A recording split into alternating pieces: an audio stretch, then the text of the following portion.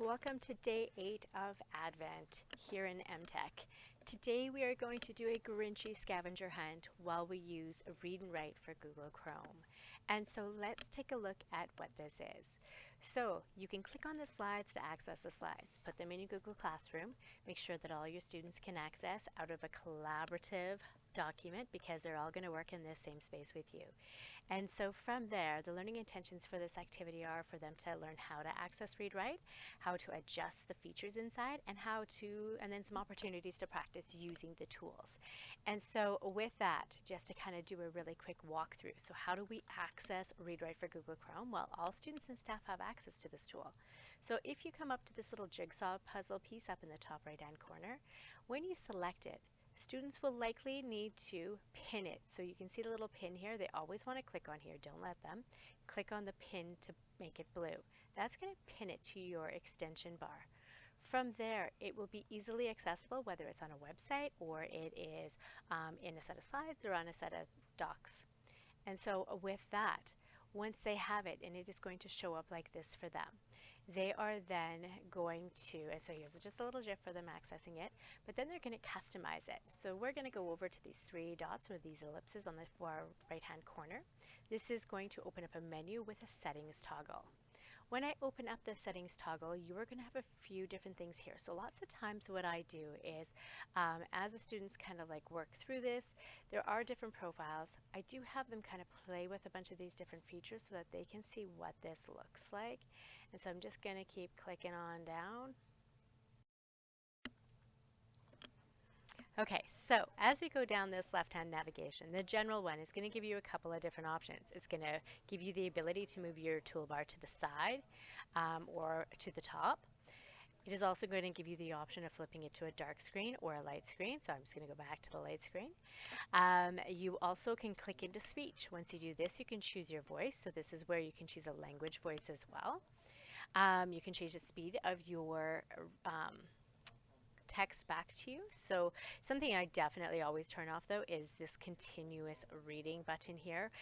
It's really great for the younger students, but it can be a little bit annoying. What it does is even if you've highlighted a sentence, once it gets to the end of that sentence, it will continue reading. So I usually turn that off. There's also the ability to speak as a type, so speak on each word that you create or after each sentence as you are in a Google Doc. You have, for the word prediction component, you can choose anywhere from 3 to 10.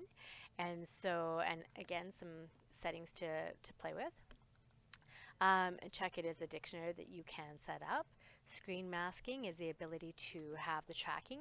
We're not going to play with that though today. Talk and type, I'm just going to leave it as is. Rewordify, we're just going to leave that one. We're actually going to go all the way down to features down here because what we're going to use today is only a piece of these tools. So the ones that we're not going to use, we're going to turn off. So we're going to turn off check it. We're going to turn off hover speech. We're going to leave all those ones on. We're going to turn off a screenshot reader, audio maker, web search because we're not using them today, screen masking, talk and type will leave, all the highlighters. Actually, we're going to turn off the green one and the pink one because we're not going to use them. And then we are going to turn off the simplify, rewordify, voice note, and practice reading aloud. Once I turn those off, you'll notice that my bar got a lot smaller. So today we're just going to use these features. So once I'm done, I can click the little X, and now I have a nice customized toolbar. From there, I'm now going to jump into my practice activities. And so activity number 1, first off, you need to go over the scavenger hunt with the students. There are at the bottom of the slides a scavenger hunt for each student, or you can put them in pairs or groups, however you want to do it. Make sure that they put their name on a slide so that they know which one is theirs. This is why it needs to be shared as a collaborative piece so that students can edit inside of it. But all of these activities need to be completed for them to be able to finish the scavenger hunt. So you can have whatever type of reward you want to have at the end. But realistically, we're going to be doing some coding and playing in a game using read write, so this will be really fun for them anyways. So the first thing they can do is they're going to use these following tools. And so again, referring back to the scavenger hunt, they do a line. So students are going to click in, and I would model this. I would go through and say, hey, like we're going to go to the Grinch. Grinch is the hat and the fact, or cat in the hat facts for kids. Say that 3 times fast. And I'm going to have them practice using the tool. So we're going to open it up. We are going to, highlight some text, have it read out loud to us. So push the play button. Then, of course, I'm going to do the same, and it's not playing for you because I have not turned that sound piece on, but then I'm going to have them do a couple other things where they're going to read through here. Any words that they don't know, they are going to highlight in yellow, so that's going to be part of my instructions. So if I don't know what a word is, I'm going to highlight it in yellow. And we're going to keep going through, maybe triggered. Um, And so you can do this and you can change whatever you want to maybe change on here as well. I'm also going to instruct the students to do a couple of other things. I'm going to instruct them to open up their dictionary and their Pictionary and their translate tool so they can have that translated to whatever language. Note that I can pull these around however I need. So then what's really cool is that as the students are, a word that they might not know, they can click on it and it will come up with the translated word, the word in its dictionary definition of it, as well as images if there is a definition or an image that goes with it. And so this is something that is really helpful in helping students comprehend and understand and break down that text. I'm also going to ask the students to find 3 facts in here. They're going to highlight 3 facts in blue.